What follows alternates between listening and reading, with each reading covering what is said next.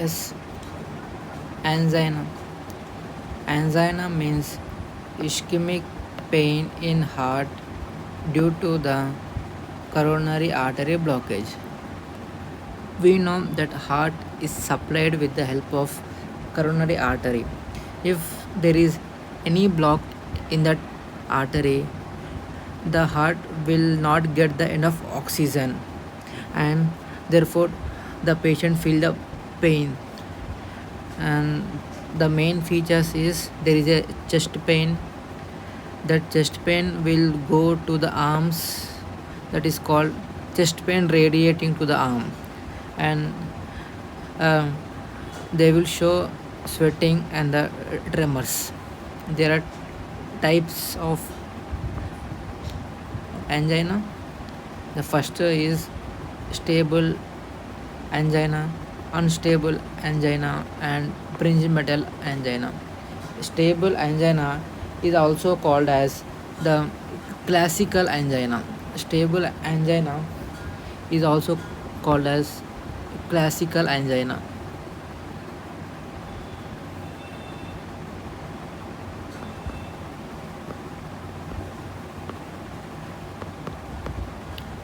And stable angina is the most common type of angina. Along with the classical, they are also called as exertional angina. They are also called exertional angina. In this, due to the atherosclerosis, the coronary artery will become narrow. And in this, the patient is completely at normal when the patient is at rest. But when the patient is doing any physical exercises, for example walking or going for the gym, etc., then the pain increases. So in this condition, the patient is giving some exertion to his body, giving some exertion to his body, and then the pain appears. So it is also called as exertional angina. Next is unstable angina. We know that suppose this is a capillary, uh, and we have the tunica media, tunica intima, all these layers. So in this, what happen, below the tunica intima, th- there is formation of atheromatous plaque. If the plaque is formed and it is not going anywhere, and just simply it is formed, then we called it as stable angina. But due to excess accumulation, this tunica intima layer will get break. And to and to heal this, our system will send some platelets in this place, and therefore it causes platelet aggregation. This, they cause platelet aggregation. So as a result, the total lumen get more narrower. The total lumen get more narrower, and it causes the formation of thrombus, and therefore it is called unstable angina. Next step, next type of angina is called metal angina. In this, due to the dysfunction of the endothelial cells, we know that blood vessels are lined by endothelial cells. What happened, due to some conditions, this endothelial cells will get dysfunction. As a result, it get swollen up, spasm will take place. So we can see that due to the spasm, the coronary lumen is more getting decrease. This is not associated with any atheromatous plaque, no. It can be any reason, and because of that reason, the endothelial cells is becoming dysfunction. So there is sudden vasospasm of the coronary artery. uh, these are the types of angina. And among all this unstable angina is very khatarnak because it leads to formation of MI, that is myocardial infraction, or nowadays it is called as coronary artery syndrome, or nowadays it is called as acute coronary syndrome. Sorry, they're known as acute coronary syndrome. The new term for MI is acute coronary syndrome. Now we will see the drugs for the angina. Among these, the first one is the beta blockers. Beta blockers. We know in the heart we have beta 1 receptors. Suppose if we decrease this function, then automatically the heart rate will get decreased, so the amount of oxygen demand to the heart get decreased. As there is decrease in demand of the oxygen to the heart will work properly. Next is a calcium channel blockers.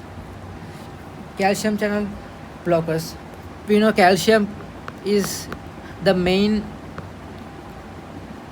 for causing the constriction, contraction or the constriction. So if anyhow we can block the calcium, then there will be automatically vasodilatation. So they are used for the coronary artery dilator. In the calcium channel blockers, we have two type: non DHP and DHP. This non DHP type will act on the heart as well as they will act on the blood vessels, whereas this will act only in the blood vessels. The example for this type of is verapamil and diltiazem, whereas example for this type of drugs is amlodipine, amlodipine, nifedipine, any drug which ends with the word dipine, any word which ends with the word dipine. The third one is the nitrates. We know there are some famous nitrates. For example, we can say that nitroglycerin, we have isosorbide nitrate, isosorbide nitrate. They secrete the nitric oxide, and therefore it causes a vasodilatation. See, this will act mainly on the venous, so they causes the venous dilatation. As a result, the preload get decrease, so there is decrease in the myocardial contractility and oxygen demand get decrease. Next, in the unstable angina, we have two types: NSTMI, STMI, means non-ST elevated myocardial infarction. This is ST elevated myocardial infarction. For this type of condition, we give morphine, oxygen, nitroglycerin, aspirin, streptokinase. We know that morphine is given to decrease the pain.